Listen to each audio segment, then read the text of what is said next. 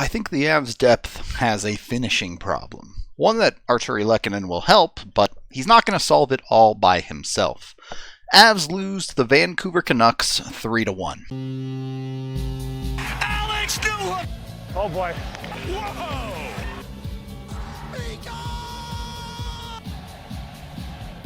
This was not a great game for Colorado. Obviously, they ended up losing it, so some simple math there. But it feels like for weeks now, in both wins and losses for the Avs, I've talked about them getting the better number and oftentimes a significantly better number of chances than their opponent, but they're just not finishing them.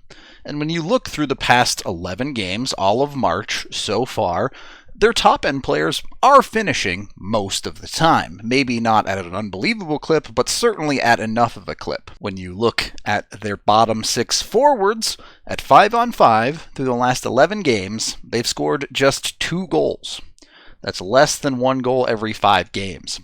That's not enough. It's kind of the same story in this one. Granted, the Avs did only get the 1 goal, not a ton of production from the top end either, but you know some nights your top end is just not going to be there. They've been there often enough through the past, well, let's face it, through the entire season. It was close, as I often say. The Avs did hit 2 posts. They had some great chances that just didn't go in, whether they got goalied by Halak or just missed. But at the end of the day, good chances are an indicator that you're usually going to win hockey games, but you have to finish them. In any given game, you have to take advantage of your opportunities.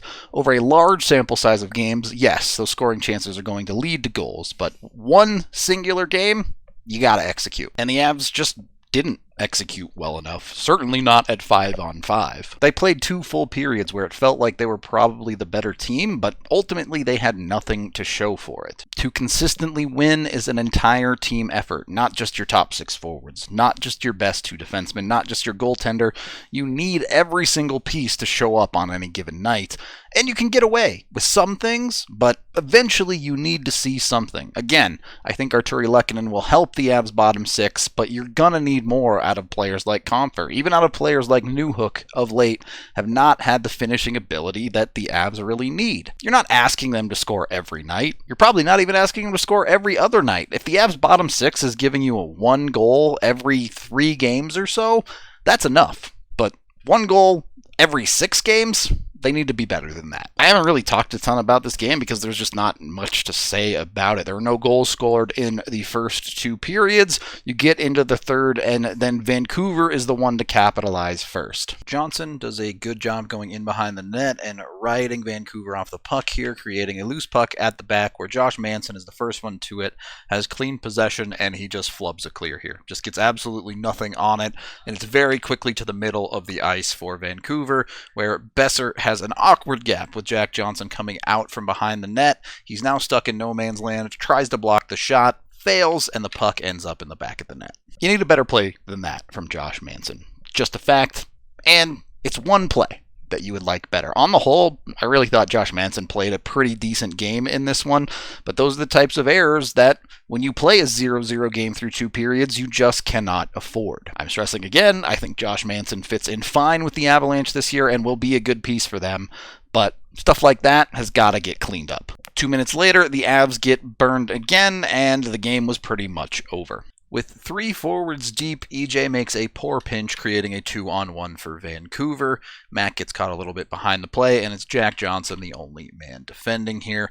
Just not a ton to this one. JJ gets the shooter to shoot, does not get this pass to Miller. Unfortunately, while Kemper does make the save, he gives up a rebound.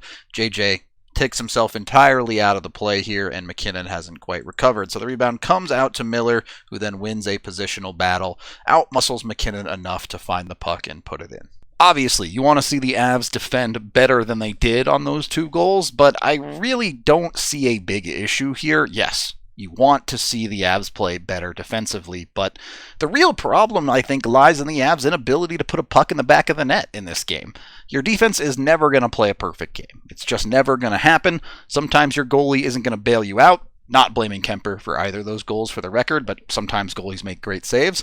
If that's not happening, and your offense isn't giving you any cushion, they literally had 0 goals at that point, yeah, That's the recipe for a loss. The Avs did bring it back to within one a few minutes later because their power play, at very least, continues to be effective. Avs on the power play, I actually think Mikko was looking for Nate on this play, but Nichushkin intercepts it and then makes an awful pass. It's good enough that McKinnon can still collect it. He walks in a bit and just throws a puck towards the net. I think it ends up hitting Halak, but it bounces around in front and comes out to Kadri, who's able to collect it, get it to his forehand side, and create a lane for tons of net to shoot at, where he roofs it.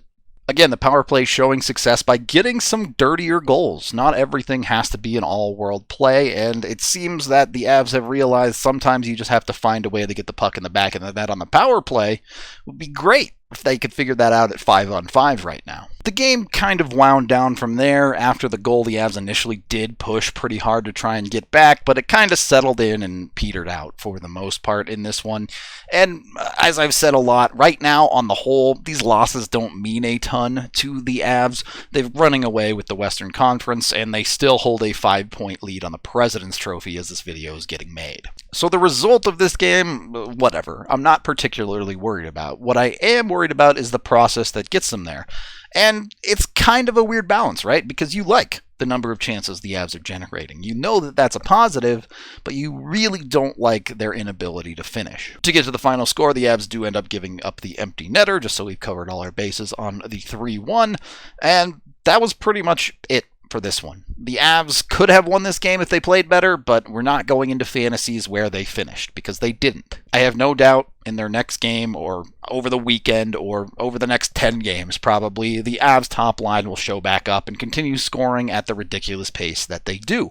And that's good enough for the Avs to win on most nights, but they still need more out of that bottom six forward core. I'm sure Lehkonen will add to it, but you need everyone to step up. If you want to be a Stanley Cup winner, everybody has got to be pitching in.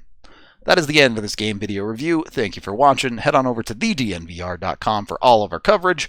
I am Rudo, and I don't know what to say anymore. I feel like I've been saying the same things for a month.